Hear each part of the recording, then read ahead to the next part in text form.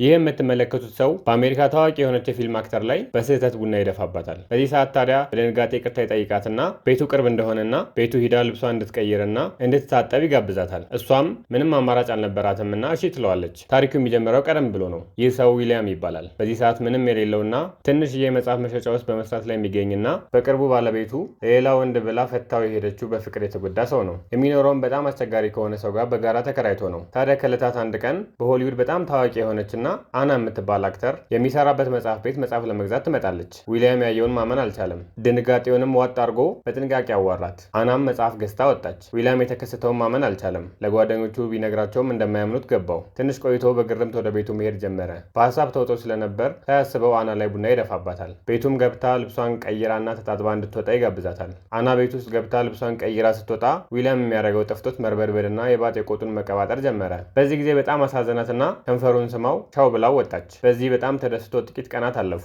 የሆነ ቀን ታዲያ ደውላ ያለችበት ሆቴል እንዲመጣ ጋበዘችው። ዊሊያምም ያለችበት ሆቴል ድረስ ሄደ። ሆቴሏ በሚደርስበት ሰዓት ግን ለጋዜጠኞች መልስ በመስጠት ላይ ነበረች። አቋርጣ መውጣትም አትችልም። ዊሊያምም በዛ የሚገኙ ሰዎች እንዳይጠረጥሩ ጋዜጠኛ በመምሰል ጥያቄዎችን እየጠየቃት ቆየ። በዙሪያው ያሉ ሰዎች ሲወጡ ጠብቆም እሷን ድጋሚ ማግኘቱ ህልም እንደሆነበት ይነግራታል። እሷም ማታ እንዲገናኙ ቀጠሮ ሰጥተው ይለያያሉ። ማታ ተገናኝተው በለንደን ጎዳናዎች ወክ እያደረጉ ሬስቶራንቶችም እየገቡ ጥሩ ጊዜን እያሳለፉ ቆዩ። ለመግባት የተከለከለ የግል ፓርክ ውስጥ ተደብቀው ገብተው ከተዝናኑ በኋላ ይሳሳማሉ። ታዲያ ይህን ጊዜ በማሳለፋቸው ተደስቶ በነጋታው ሊያገኛት ያለችበት ሆቴል ይሄዳል። ታዲያ ዊሊያም የሚያጋጥመው ነገር ምንም ያልጠበቀው ነገር ነበር። የአና ቦይፍሬንድ ከአሜሪካ መጥቷል። ቦይፍሬንዷም ማን ነው ብሎ ሲጠይቃት ዊሊያም በድንጋጤ የሆቴል አስተናጋጅ እንደሆነ ይናገራል። ቀጣዩን ክፍል በዚህ ቲክቶክ ፔጅ ላይ የሚገኘውን የዩቲዩብ ቻናል ሊጎብኙና ያገኙታል።